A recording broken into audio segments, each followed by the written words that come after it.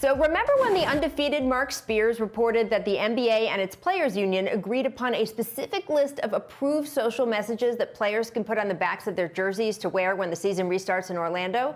Well, today, the Sixers' Mike Scott and the Celtics' Jaylen Brown said this in response to the reported list.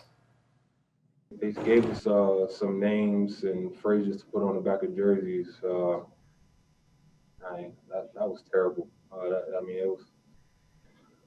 It's a bad list, bad choice. They didn't give players a chance to, voice their opinion on. They just gave us a list to pick from, So, that was bad. That's terrible. I was disappointed, very disappointed in the list as well.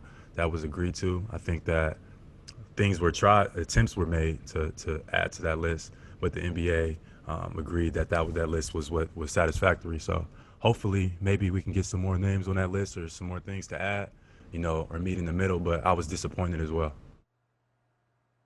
So as a reminder, here's a list of some of the notable approved messages, including Black Lives Matter, Say Their Names, Vote, I Can't Breathe. There are several more there. Scottie, I'm curious your reaction to both of those guys' comments, because I also want to note Jaylen Brown is on the union's executive committee. Hopefully he had at least some input when all of this was being bargained, but he doesn't seem very happy with it now, and neither does Mike Scott. Well, obviously it's something that was not put together by the players. And I think that right now that the players have an opportunity to speak up. They have a stage, they have a platform, and that they should get things right before they go back to play. There's a lot of issues going on with whether or not these players should even be on the basketball court. But if you're out there and you don't feel like you're sending the right message, or they got something on your back that you're not agreeing to, then I don't think that that's showing that, that they're unified and that they're ready to come back and really bring a lot of positivity things back to the game. And that's what they need if they're going to come on the basketball court.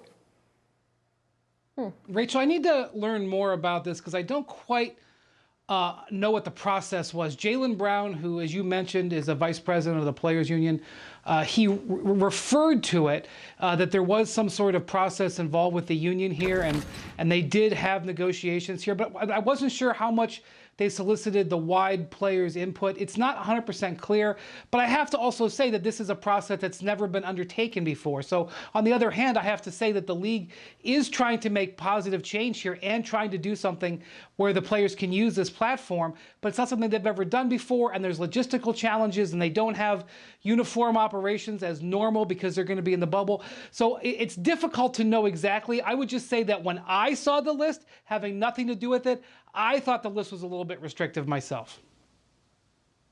Well, it's interesting. We had Chiney Ogwumike on the show on Friday, and she's, of course, on the executive board of the WNBA, and they've been negotiating with the NBA on the same issue. She said she expected some very strong things on the backs of players as they go forward. So we'll have to see what they decide, whether they use names, whether they use messaging, and we'll keep an eye on that story.